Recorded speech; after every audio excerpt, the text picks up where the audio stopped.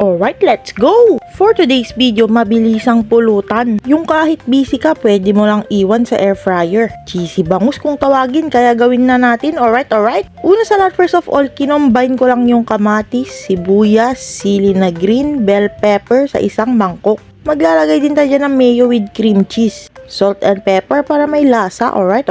Saka natin ilalagay yung boneless bangus sa ating foil. Salt and pepper na rin para may konting lasa. Saka natin itatap yung ating ginawa nating toppings. Alright.